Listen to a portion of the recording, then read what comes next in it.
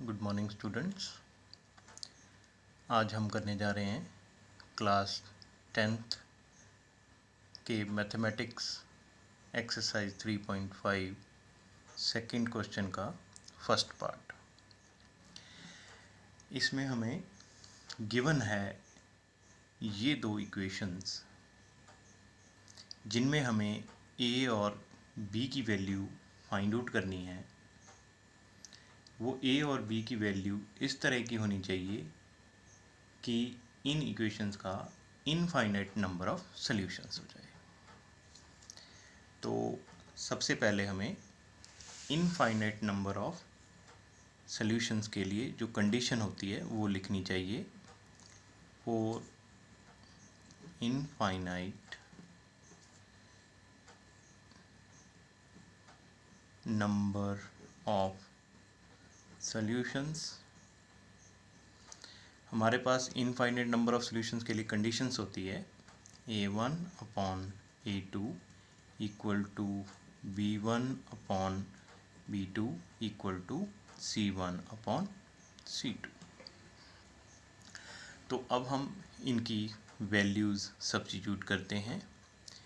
a1, जो a1 की value है वो होती है coefficient of x in the first equation which is 2 here, 2 upon a2, coefficient of x in the second equation which is a minus b equal to b1, similarly 3 coefficient of y in first equation and b2 coefficient of y in second equation equal to c1 upon c2।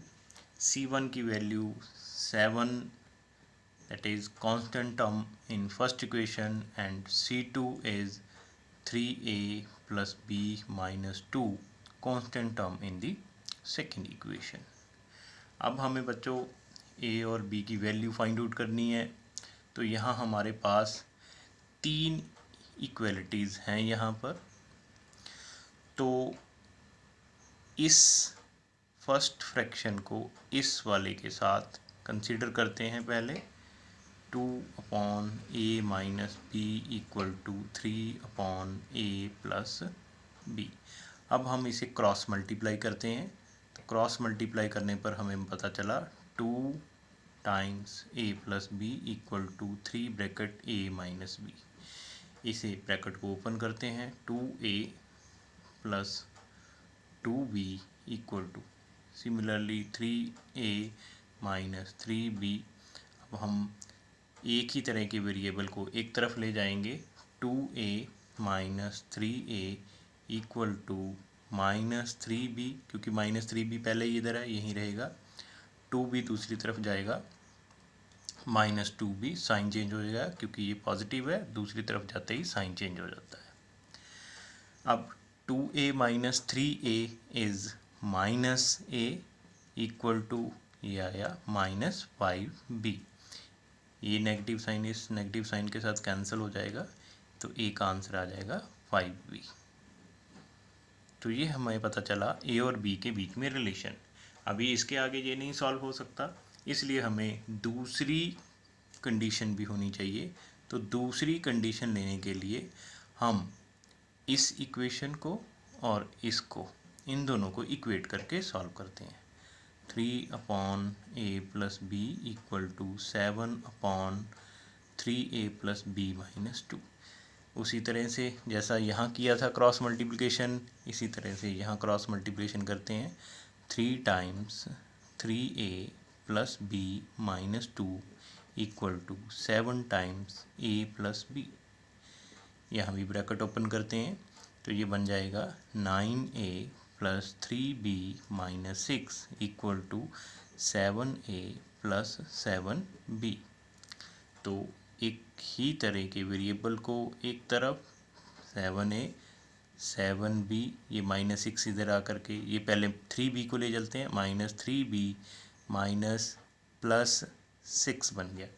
यहाँ 9a minus 7a is 2a equal to 7b minus 3b is 4b plus 6।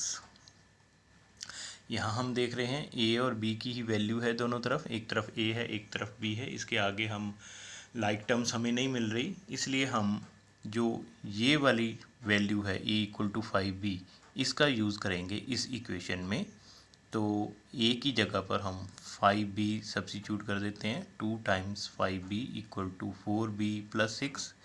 अब ये एक ही variable में convert हो चुकी है। 10b equal to 4b plus 6, 10b minus 4b equal to 6, 10 minus 4b is 6b equal to 6. It means b equal to 6 upon 6, b equal to 1. तो यहाँ से b की वैल्यू हमें 1 आ गई। इस b की वैल्यू को यहाँ सब्स्टिट्यूट करने से a का आंसर हमें पता चलेगा। a equal to 5 times 1 equal to 5। So हमारे पास a इक्वल टू 5 आ गया और b की वैल्यू 1 आ गई। इसी तरह से हमारे पास नेक्स्ट क्वेश्चन है, इसी टाइप का है। तो देखते हैं सेकंड पार्ट।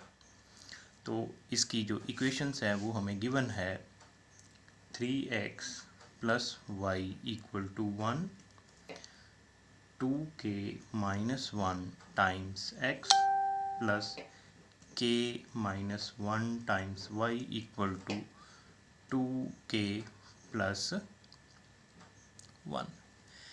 इसमें हमें पूछा है k की कौन सी वैल्यू के लिए इन लीनियर इक्वेशंस का जो सॉल्यूशन है वो नो सॉल्यूशन होगा। तो हमारे पास कंडीशन होती है फॉर नो सॉल्यूशन,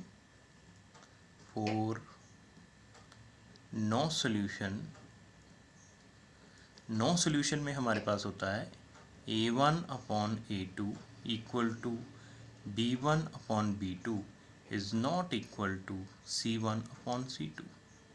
जैसा हमने पिछले क्वेश्चन में a1, a2, b1, b2, c1, c2 की वैल्यू सब्स्टिट्यूट की थी, उसी तरह से इस क्वेश्चन में भी हम a1, a2, b1, b2, c1, c2 की वैल्यू सब्स्टिट्यूट करते हैं। तो a1 here 3 upon a2 2k minus 1 is equal to b1 1 b2 k minus 1 not equal to c1 1 upon c2 2k plus 1। तो ये हमारे पास कंडीशन बन गई। अब उसी तरह से पहले हम कंसिडर करेंगे पहली दो इक्वेशंस को, उसके बाद हम नेक्स्ट सॉल्व करेंगे। तो इसके बाद देखिए, तो इन दो इक्वेशंस को पहले कंसिडर करते हैं जिनमें इक्वल टू है 3 upon 2k minus 1 equal to 1 upon k minus 1। तो इन्हें क्रॉस मल्टीप्लाई करके सॉल्व करते हैं। 3 times k minus 1 is equal to 1 times 2k minus 1। तो ये ब्रैकेट ओपन करते हैं। 3k minus 3 equal to 2k minus 1। तो इनको एक तरफ ले जाते हैं सेम वेरिएबल को। 3k minus 2k equal to minus 1, ये इधर जा करके प्लस 3। तो ये 3k माइनस 2k हो गया 1 और ये बन गया माइनस 1 प्लस 3 इज़ 2। तो therefore k की वैल्यू आ गई 2। अब ये वैल्यू आ गई k की 2 और जो अब ये जो k की वैल्यू आई है equal to 2, this is our right answer.